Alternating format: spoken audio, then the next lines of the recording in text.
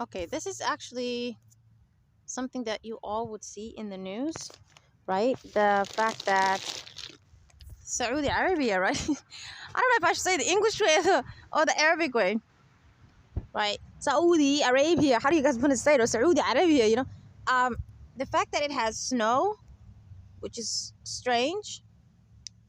Obviously, that has to be a sign of the end of the world. Usually, you didn't really talk about snow, but there's actually a saying that I already shared in Signs of the End of the World according to Islam episodes I recorded a long time ago that actually mentioned a narration from the prophet. And this is how you can tell who our prophet was. The good, great things that they narrate about him is right in front of you. You can see it.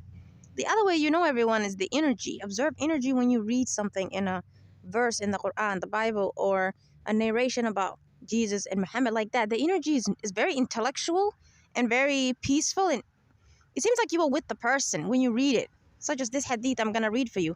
But then when it says things like he did this, he did that, right? They did this, they did that. God, you just feel nasty energy come over you.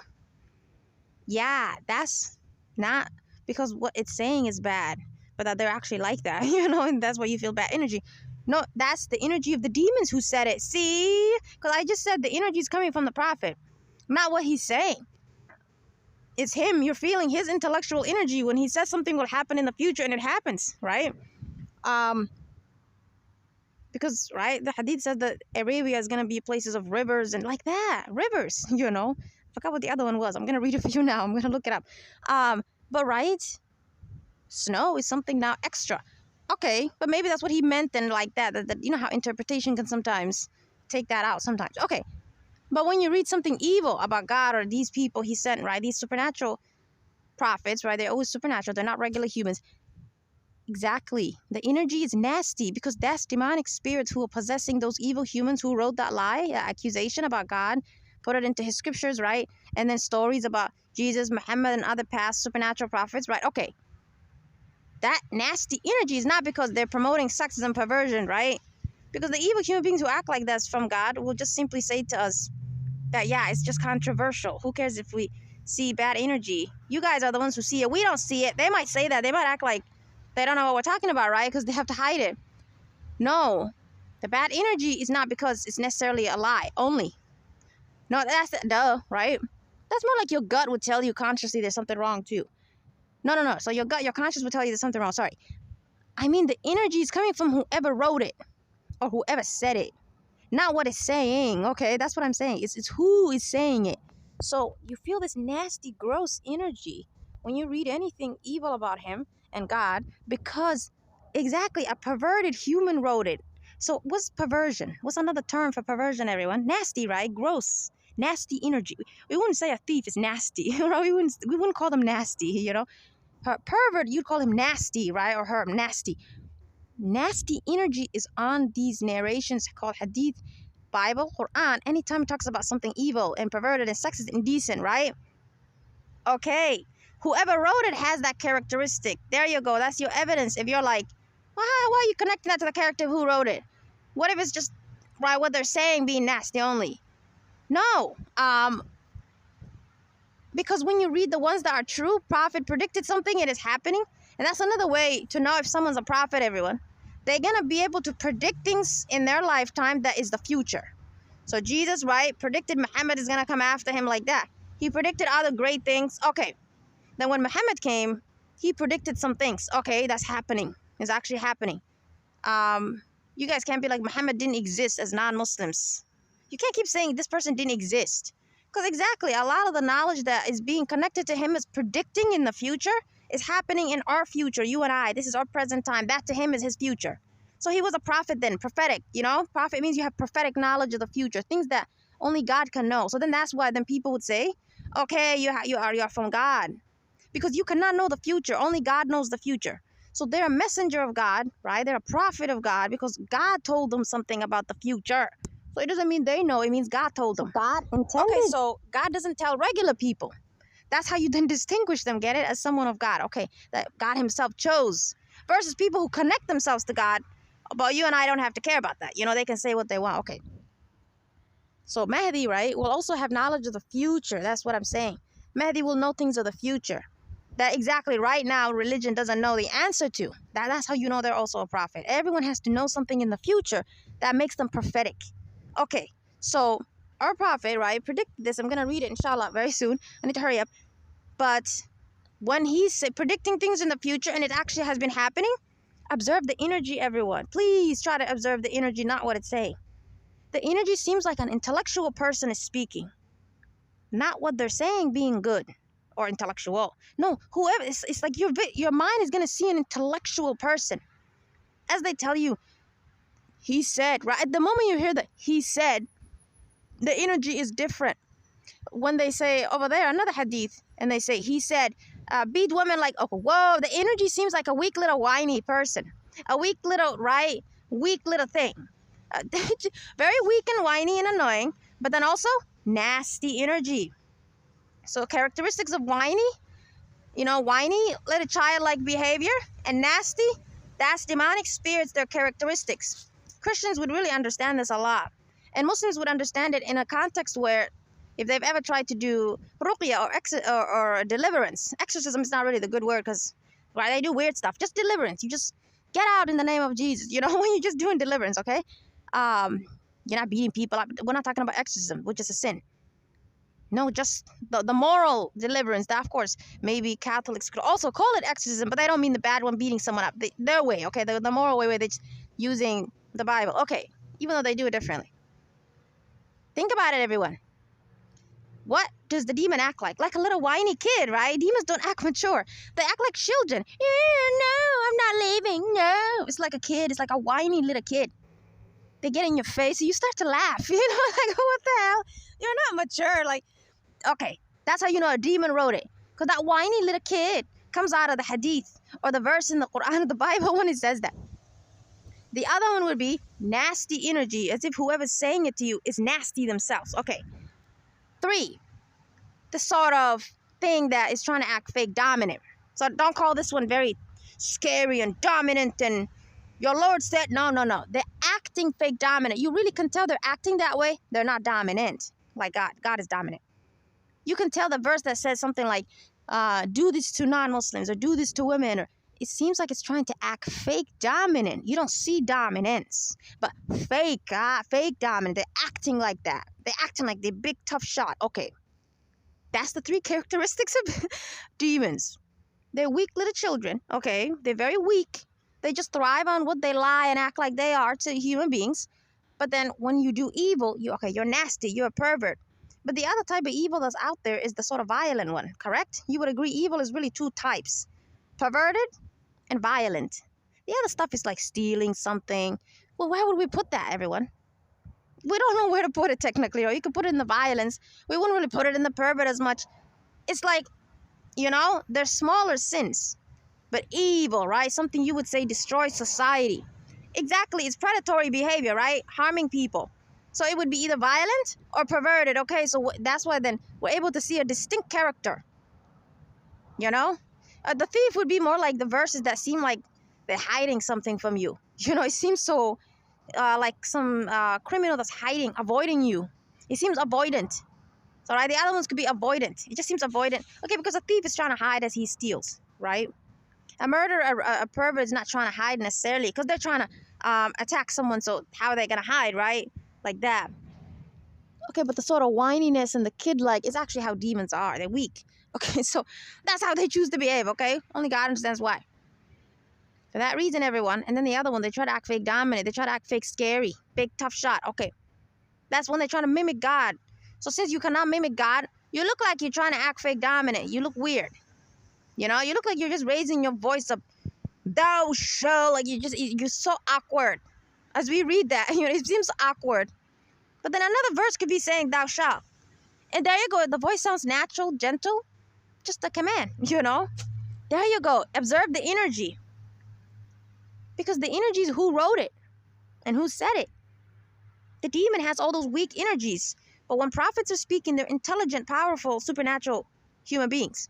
Okay, not regular human beings, not these regular males. So for that reason, okay, you see intellectual energy or body image. And you see this image of an intellectual, powerful person in your head. As this type of hadith I'm going to read for you is read. You don't see any energy about anything else except that they seem intellectual. You don't think who said it to you is also maybe perverted, but they have this knowledge of the future. But okay, they're nasty. No, there's no nastiness. You might be like, what's the point? The point is, if he really, if this fake perverted character is who prophets are, fake character, that's how I respect them. I call it fake. I don't ever say, if Prophet Muhammad was, I don't ever say that. My prophet, hell no. That's how you should all describe human beings who are righteous. Talk about them, but then when you're talking about something evil said about them, don't ever say they. No, say this fake perverted character they call like that. Actually use the word fake character. This fake character they call Jesus like that. This fake character they call Muhammad, say that. This fake character they call Mahdi like that. There's a fake character and there's a real human, okay? So this fake character, right, that they created, this fake Muhammad, right? If he's the same character as that powerful, righteous character over there, giving you great wisdom about the end of the world, or some beautiful, righteous statement that's attributed to them, then that nasty energy you felt in that statement should be felt here. Don't be like, but that's saying something perverted and nasty and sexist, and here it's saying something good. So why would we see the same energy? Because I just said the energy is not what they're saying. The energy is who the character is of the person you're seeing. You're not seeing energy of the terminology. You're seeing the energy of the character. Okay? You're seeing an intelligent person. I didn't say an intellectual statement. So observe the character that pops up in your mind, what type of person they look like. Okay, you see this intelligent, cool, not intelligent like a person today who's in science, very intelligent, not that kind of intelligent, no, intelligent like superior, like intelligent, right? Like someone God chose, intelligent, powerful man. That's how you feel, right? This intelligent, but don't you won't put a gender on it because that kind of confuses you. You might visualize a male. No, just intelligent, powerful character that's masculine, like that, right? Because if I say male, then these males is who you're going to think of. But prophets are supernatural. You can't have the same energy as them as a male here. Okay? So if you start to observe this with me, just observe it, everyone. Just observe it. When your eyes get awakened and you see what I see, you're not going to see it like me, obviously, because I see demons and stuff. But okay? That energy is enough. You can do it. Observe then the good parts they say about him. You're going to see a sort of image of a character in your mind. Right? Like a living being. And they seem intellectual, powerful, masculine. Okay. Because the prophet obviously was a man this time. Okay. There could have been women prophets. Duh, I'm sure there was. But okay, obviously he's male. Right? So masculine. But then they say something nasty. This fake character they created. Oh, this fake character raped this girl. He did this. He conquered this place. He went and did that. He did this with his tongue with a child, so they accuse him of homosexuality also. I couldn't believe that. My heart broke this week. I obviously got mad at God for some time. I didn't speak to him for some hours. I couldn't believe it. My prophet is even accused of homosexuality, but see, Muslims don't want to tell you about that stuff. Because exactly, everyone, then they have to agree, right? He was obviously accused. And the Qur'an has to also be corrupted then. So they have to take out things that they don't ever connect to Islam, like homosexuality.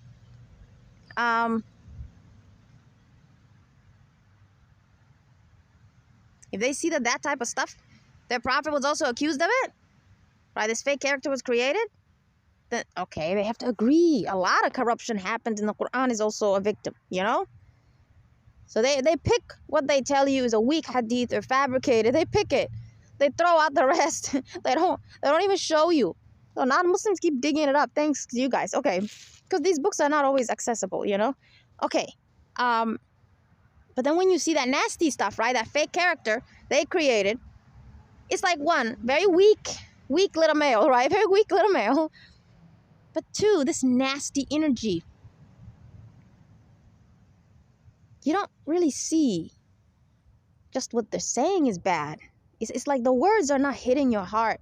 You see an image in your head. Do you guys agree? Especially non-Muslims. You all see this image in your mind of this bad, creepy, weird, nasty, weak character, right? Okay. And that's why you think then, right?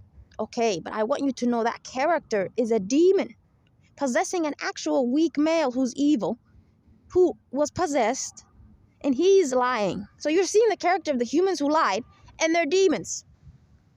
That's who it is. And when you see this powerful, righteous body language, I even see a body language. Very straight up shoulders, very strong, very healthy, righteous. When I say strong, I mean like morality, you know? I don't mean muscle.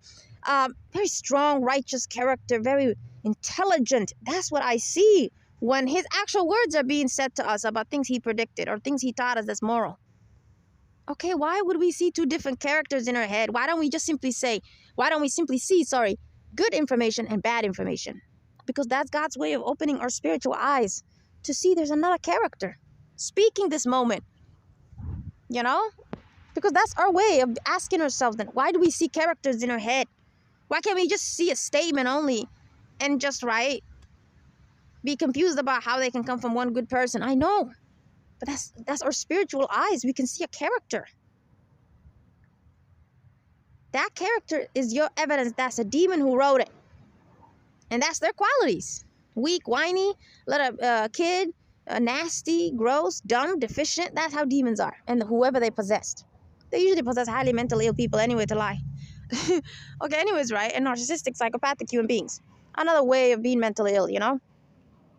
Okay, everyone. But when I read a hadith for you like this one, just observe the tone. It's my voice, right? Correct? It's me. But you're still going to feel this powerful, masculine, intelligent, powerful, supernatural-like energy coming out of the narration. You see? So obviously, it's not who's reading it for you. I'm feminine, right? It's not who's saying it. Some evil human could be telling you this hadith one day. You're not going to see the speaker.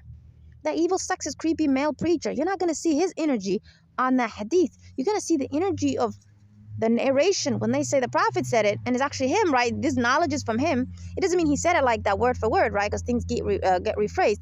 But you're going to see an image of a character in your mind, this righteous, powerful man in your mind, this man of God. That's who then actually, you see, that's how you know that's what he said. That's how you know that part of the hadith is from the prophet. Because you can see his character. Even though you and I have never seen him, we can see it in our mind, a character with those descriptions versus just a character with no body. With no characteristics, just a body. Just the image of a human. Oh, that's male, but that's it. No, we see a characteristics also. Why are we seeing a character, right, a living being, but with these characteristics? When what they're saying is beautiful.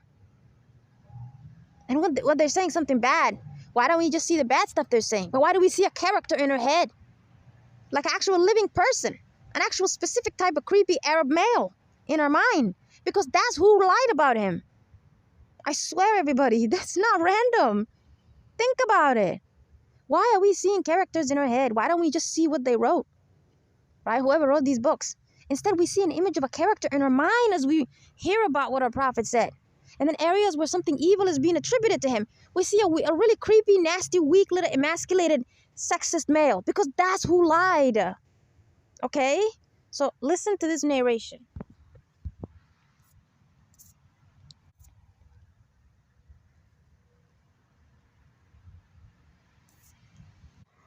Look, even the way I say it, the tone changes. Abu Hurairah reported, the Messenger of Allah, peace and blessings be upon him, said, the hour will not be established until wealth is so abundant and overflowing that a man will go out with his wealth to give alms, which is charity, but not find anyone who accepts it from him, and until rivers and meadows return to the land of Arabia. Don't be like you wrote it, like you recited it like that. Don't, leave me alone, okay? It's not me. Okay, fine, I'll read it another way if you want. Abu Hurairah reported, the Messenger of Allah, peace and blessings be upon him, the hour will not be established until wealth is so abundant and overflowing that a man will go out with his wealth to give alms but not find anyone who accepts it from him, and until rivers and meadows return to the land of Arabia. It doesn't matter how I say it. I'm a different being. Just the energy, the way you can tell it's talking about the future. How do you know it's talking about the future?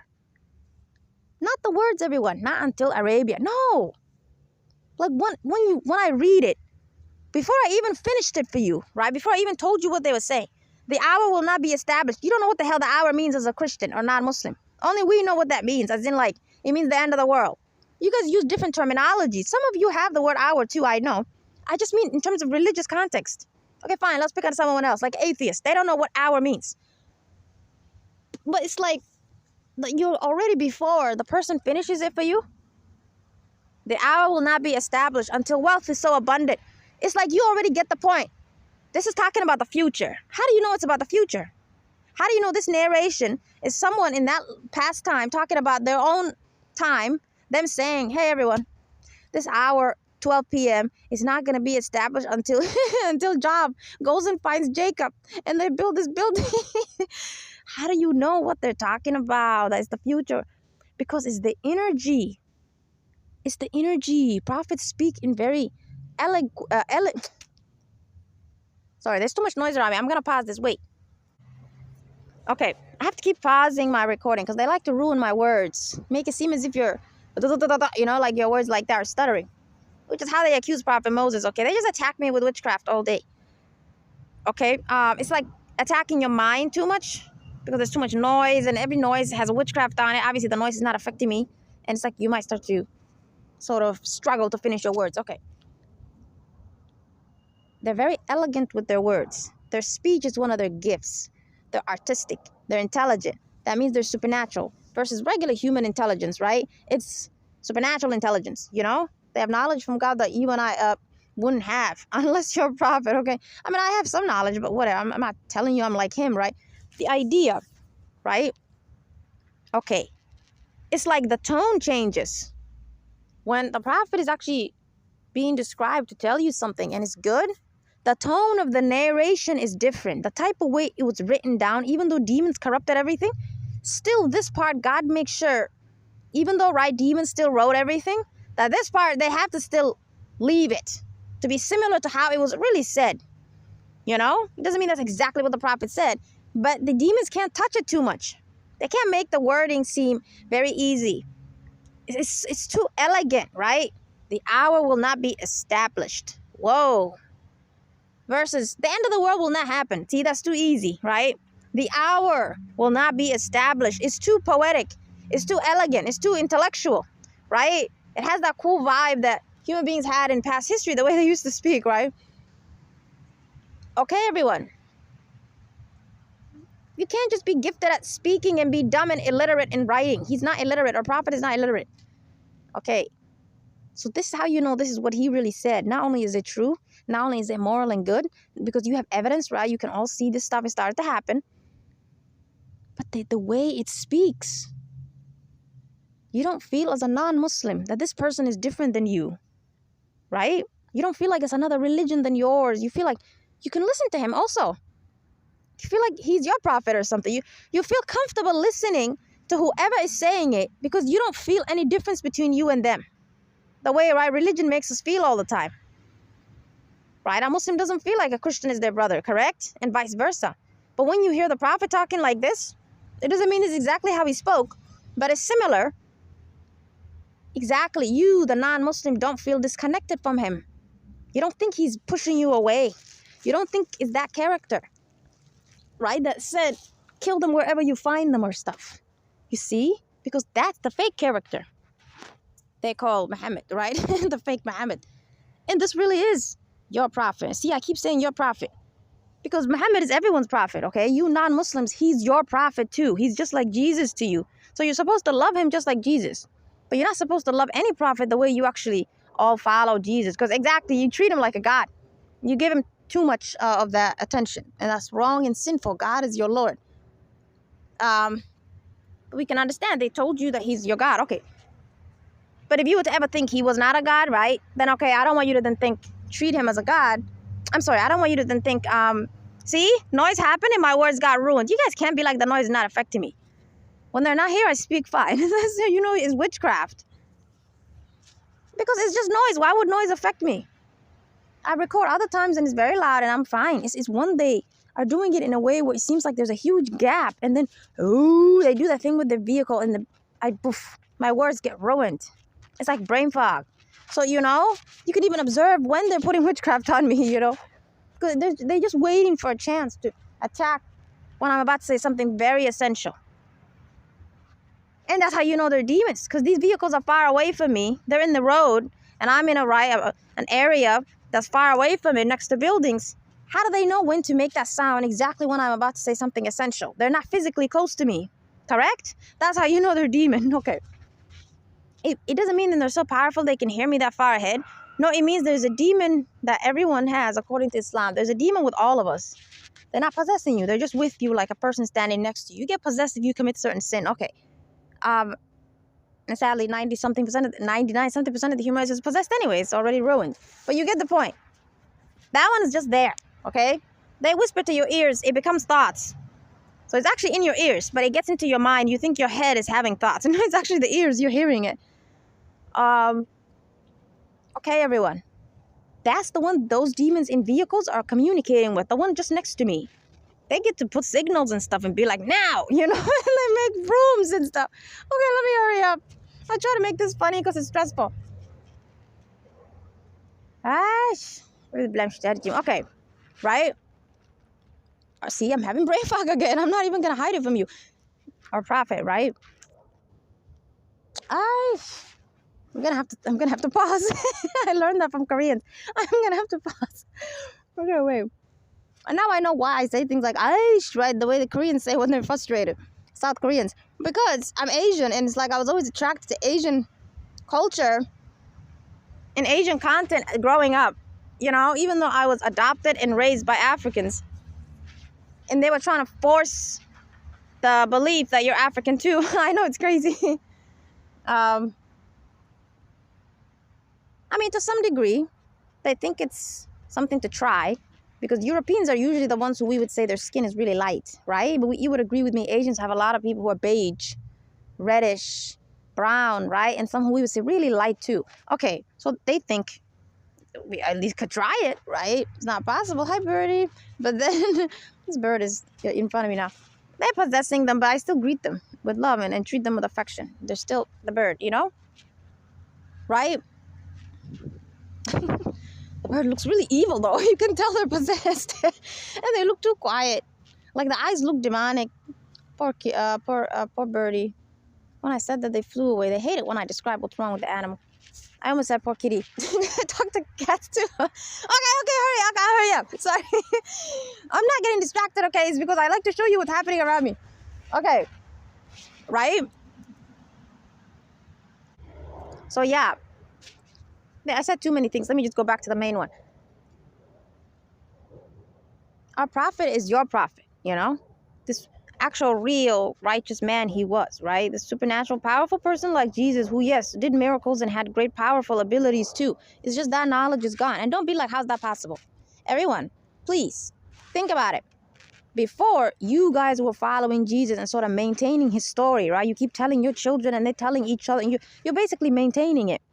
Right when Jesus was gone, right? Why when God took him up, okay, above this earth, above the sky, okay? Sorry, my words got ruined. We would all agree, if we study history, if we actually attempt to even Google it, forget about books, we're going to notice that there's a pattern. That right after Jesus was gone, there was also a lack of knowledge about him. See? So it's not rational, right? Knowledge should be gone when it comes to you after many, many centuries or many, many thousands of years. Because that's rational. There's too much gap. But why is it that knowledge is usually gone about these people? Right after they're gone, right after their death in that sense for other prophets, right? Why? Is it right after they're gone? It's easy to create a fake scripture and take over countries with this fake Bible, right? Fake Torah, fake Psalms, fake etc., fake Qur'an. How come it's so fast? Shouldn't there be people already following the correct Qur'an? Where are they? How do demons know one of them hid it in their bunker? When, right, maybe they're invading people's countries. Like, it's weird. You should ask yourself, how are people dying and disappearing who truly had the correct Torahs, right? The correct Qur'ans. Like, why? That tells you demons have a lot of power. That tells you they're using supernatural abilities. I just told you these vehicles don't know where I am, but they know how to synchronize and attack me certain times and make noise certain times. The human is just possessed. The vehicle, the demon uses them. And God has also showed me that the vehicle is possessed, not just the human. Woo! You don't know how much power they have, okay? It's weird. Okay, everyone. See, I just randomly gave you that example about the vehicle. I can't believe it's connecting to something that I just thought of. See, I didn't plan this, okay? How did I know the vehicle was going to make that broom sound, technically? in a way that it could connect to this episode. I don't always mention it. This is how you know God is guiding me on what to tell you, okay? That's why I said I like to tell you examples of what I see, because I've noticed God is actually using that to teach you something. Okay, it becomes an example. A bird is sent to just, right, sit there in front of me, right, on a tree. And I tell you something about the bird. And at the end of this episode, it becomes something like that. That's how you know then it's not demons who harass me. God makes them, right, do these things to teach me things, because God is using what they do. He's, right, making demons possess a bird and come here. They're already possessing them, okay? It doesn't mean God is hurting a bird. They already like that. It's just they're made to then appear in front of me during an episode so that I teach you something. But I can't necessarily think of that unless I see the bird, right? So that's how you know then God puts us through persecution, not demons, right? Since I tell you I'm supernatural and I'm being followed like prophets, I just don't tell you who I am. Okay. See, so even the vehicles, when they're going vroom or harassing me or putting witchcraft on me, it's also to teach me something so that I could teach you. It just happens every day. You're not going to learn something every day, right? It's just the persecution, right? But technically, that the singular behavior is to teach me something, such as what right now it connects to. The fact that they don't see me, but they're being possessed to harass me with noise and witchcraft. That means everyone is not entering other people. That witchcraft is not hurting my neighbors. Because they would all start to tell cops, you know, what was happening in our city. Oh, they all get confused. It's just me who's suffering, you know? Okay. Which then teaches you how demons get away with things, right? This is how they get away when during the first few years of a prophet's life, no one knows who they are. God hides them. God blinds everyone. It's easier to then stalk this person, persecute them, ruin their life. And all those good people who are waiting for their prophet, right? Like Mahdi, Jesus, Muhammad, Solomon. You all can't help them at the beginning of their life and be like, we were looking for you every day. How could we not find you? You can't find them because the witchcraft that's attacking them and hurting them seems to identify them only. It's not going to do something to your city. Well, then that's a signal for you. Oh, he must be there. She must be there. If you believe women or prophets do. She must be there. Now, how are you going to look for them? Everyone in this neighborhood thinks these vehicles are just driving normally. But I'm getting hit with witchcraft every 5 seconds. The only thing that humans will notice, yes, is that there's a lot of crime here. But see, that's still not enough. Because exactly, they're doing it in a way that, you know, I don't know how to explain. They just sensitize the neighborhood to it. A couple of years maybe. People just think it's their little problem, you know. They don't want you to know it's because I arrived. If I leave this city right now, all the crimes will stop. Like that, it'll become nice again. But do they know that? Do they know I moved out and then could connect it to me? No, right? That something bad was following me. So that's how they get away with it. You don't know I moved out. You don't know I moved in. So then that's why you have to study my life. Also for your evidence as human beings, right? Anytime I went to Texas or Arizona or Virginia or Maryland, where else did I go? I think I even went to Delaware. Wherever I went, usually I went to the South. I didn't want to. God put me there, okay? Look at that evil demon trying to confuse me now. Wherever I went, that's not a person. They have no reason to make that sound. They're literally parked in their car for hours. Okay, wherever I went, everyone. See, I'm about to forget what I was saying. Wherever I went, you're going to see that environment started to change all of a sudden. Right? And it's similar behavior. There you go. If the behaviors were too distinct, that you might think something else is going on. And also it's happening during COVID. You might connect it to COVID. But COVID is because of me. So who cares? The COVID is because of me. They caused global chaos to stop international travel because I'm trying to get out of the U.S. and I'm trying to go to Asia. Get it? Okay. So everyone, you're going to notice my neighborhood, my city, my town is always having these same issues that are similar that you can study through CCTV, right? Through police reports, everything. Things just go weird in that state and city. All the homeless, all the weirdos come in because those evil humans are really needed, who are really bad people, who are homeless not because of money, right? Because they actually came out of jail and they're bad in that sense. Versus innocent people who got accused or put in jail like me. No, bad type of jail. You know, humans.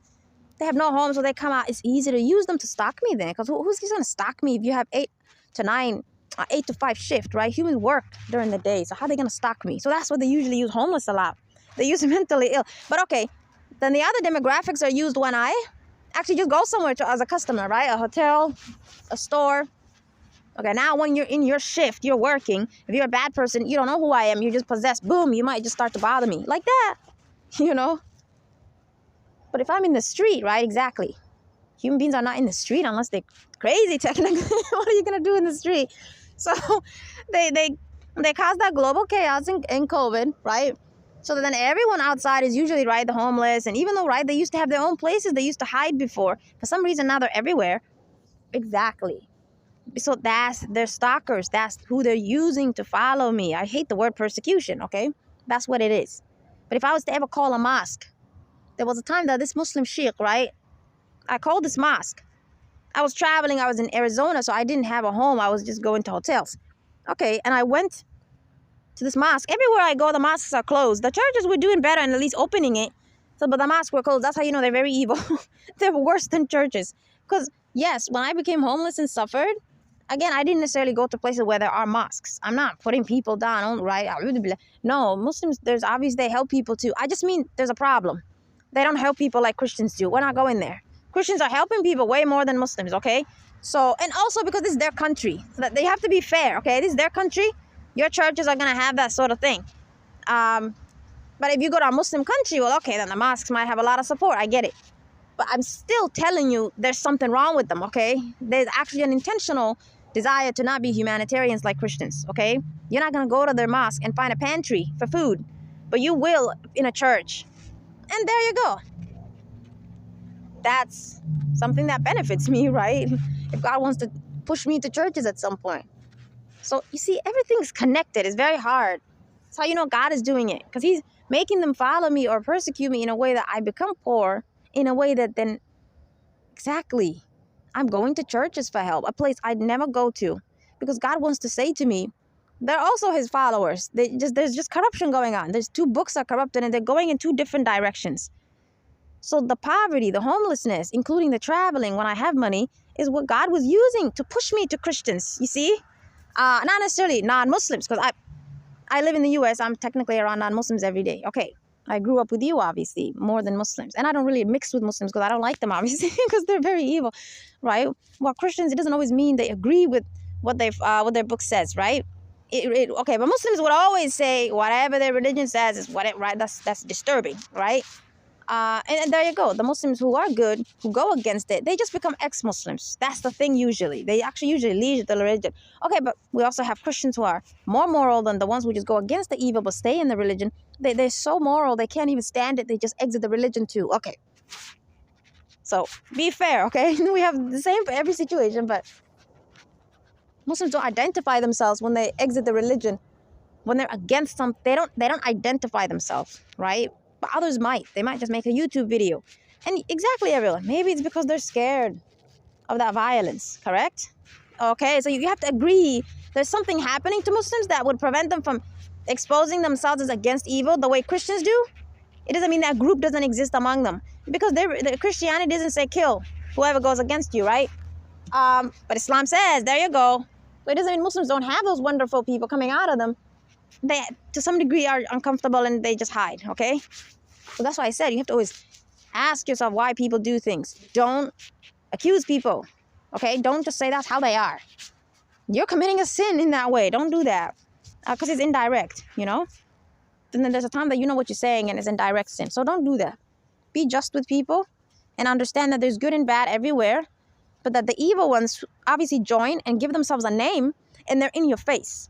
So exactly. So you might think good Muslims never came out of this religion and left the nonsense. How are you gonna know? Right? See, I can't speak again.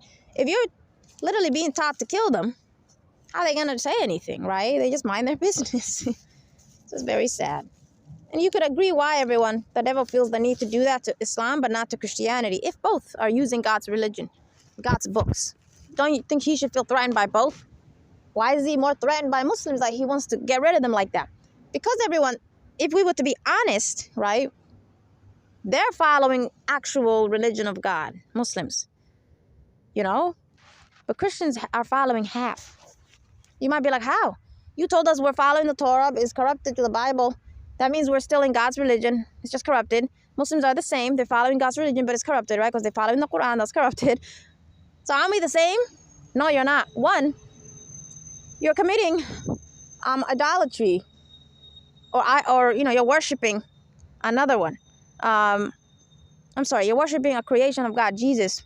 So the first quality of being in his religion, right, worshiping him, is not even there. You're worshiping his creation, a prophet, and not God himself. You know?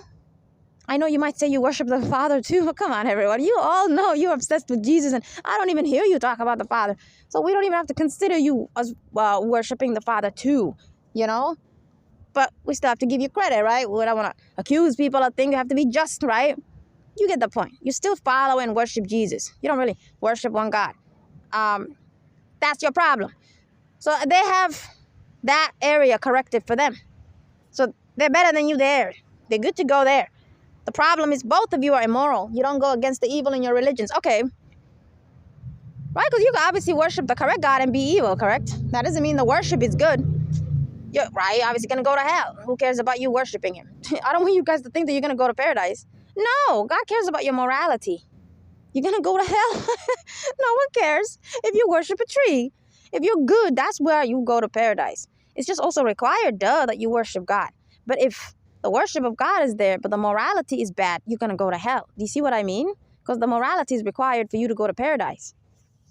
Okay, that's how you know that God is not going to put people who just worship him in paradise. He's not unjust. He cares about your character, who you are. Okay. Man, this is going in so many directions, but I wanted this episode to be short. This is just how wisdom is. You know, I give you examples of many subjects and they connect and it gives you a broader understanding of something. That's good, but I don't have a lot of battery right now. I have 10%. I need to hurry up, right? So that tone, right, everyone? When I read that for you, you don't...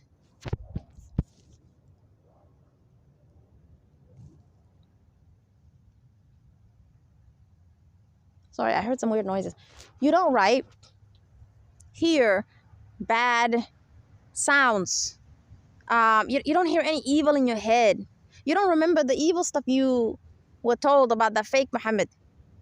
Instead, you're just able to listen to what I just said about this hadith, right? The tone of the whoever is speaking, which is him, right? You just see this intelligent, powerful person who knows something in the future. So you guys cannot say Islam came from Christianity or Islam is fake or Muhammad never existed. You know? Just agree there's something wrong with the religion, but don't actually ever say this man didn't exist or we never saw him in history. You can't find him anywhere in a book, so he didn't exist. Don't actually say he didn't exist or this book is not from God. Don't do this. There's a lot of things in the Qur'an that is not in the Bible, but that is also knowledge that is connected to all the knowledge you already had about religion in the past. You know? Past scriptures, not just the Bible. You can just connect it. There's some that will teach you a lot of things about science, will teach you a lot of things about this earth, will teach you a lot of things about the future. Okay, so you can't say this book is useless and you can't say Prophet Muhammad didn't exist. Right? Because I just told you, regular humans cannot predict the future. So you can't say he didn't exist, but someone else predicted the future. But okay, regular humans cannot predict the future, even if they're sorcerers and magicians and they work with demons. Okay? They just say things about you, a person. They might say something to you like, oh, I see in your future you're going to marry someone. What? They obviously can easily eavesdrop on you using witchcraft. You Christians know familiar monitoring spirits. They stalk and watch you in your dreams and other ways. They monitor you through the eyes of evil people they possess. They know. They ask you questions. That's how you can gather knowledge about who they're probably dating and could marry next. Okay? It's easy. But something way in the future? Okay, and there are times that you might be like, well, there's other people who wrote things. I forgot his name, this actual American man. I forgot his name. I forgot what his profession was, scientist or something. And he predicted stuff too, about what's going to happen. And it's happening. That's because some prophet in his own time, right? Prophet Muhammad and prior, there's just some knowledge that's always being kept from every prophet, right? Moses, Solomon, Jacob, John. There's always some knowledge being kept from every prophet. And it's just going into literature. It's going into archaeology over there. It's going into almost all the subjects that you study in school. You know, at some point it might go into math. So you may not think it was prophetic because you think prophetic is just like what's going to happen in the future only. Okay, but what if they're telling you something that's going to happen in the future that's related to math? Mathematical advancement. Okay? But then It's teaching you maybe an equation or something. Okay, that equation is being taken by this philosopher, not philosopher, goodness, by this, right, person, this researcher. He researched something or she researched something. They became a mathematician, and now they're using that equation or maybe the understanding of what that knowledge was, and they get the point, right? They get the point. It becomes an equation. God gives them the wisdom. He guides them to be that cool inventor that century. And now they invented something cool in math. See? But the knowledge came from a prophet. And I'm not trying to hurt human beings and say you guys are useless and don't learn or invent anything on your own. No, that's just knowledge. Humans have invented many things that has nothing to do with prophets teaching you, because God also gives you great blessings, right? He might bless you to be the cool person of your time. I don't mean that. I mean when it's prophetic, when it's like the future. That belongs to them, Okay, so I just said it might go into some weird area that doesn't seem to connect with it sometimes. Not weird, sorry. It might go to some another area. See, it seems like I can't speak everyone because I'm being harassed. Please bear with it. If I'm in a building, I usually have no problems. Okay, it might go into a subject of learning, a subject of academia, whatever you want to call it. It might go to a subject of knowledge, right? It doesn't seem like the prophet taught humans that. But those people who were listening to him, one of them could have been in love with science or math. They could have took that understanding, And God now blessed them to be someone who invents something. Okay. You just don't know who he got it from or she got it from, right? The initial knowledge, if it's something in the future, it has to always come from them. Because that's what it means, prophetic, prophet. So what do you feel when I read the hadith for you? Do you see the same character that's nasty and creepy and weird and a terrorist? No, right? But if that's who's speaking, then why don't you see the same image in your mind when we say this for you? Shouldn't you see the same character? That's how you know you can't even do that to yourself. You can't even hate someone because they tell you this is who they are, and then everything you read about them, exactly, you can't even see the same image in your mind every time you read about them. God won't allow it. God still shows you a righteous image in your mind of Prophet Muhammad or Jesus. Anytime you read something that they really said, even if it's rephrased. But anytime you see lies about them, you really see that nasty character you all keep hating. You see? Even though you would agree, if that nasty image is what you think someone is, and you don't think that, right, that real human existed, you think this character, this fake character is the only one that existed. I'm sorry, I need to hurry up. Then shouldn't that character stay in your mind even when you're reading the righteous stuff? It can't. It's how God protects them. I told you already, you're not conscious. You may not understand what I'm saying to you right now, but just relax. Just relax and read that type of hadith. Just allow your mind to just be relaxed. Usually the heart, not the mind. No, I'm sorry. Usually the mind, not the heart, because the heart is where witchcraft is put into to show you weird stuff. Just relax. Use your mind, not necessarily your heart. And you're going to see the image I'm describing to you, this intelligent, righteous, powerful man of God, supernatural, like that. You're not going to see the same character, that terrorist, fake character. Because the one speaking, when you see that image, is actually another human being that you're seeing in your mind, the accuser, and their demons. So that's a wisdom, everyone. What else was I going to say? There was something I earlier wanted to connect, right? My battery's dying, though. Okay, I'll just end it here. If I remember, I'll connect it and, add that other part of the episode.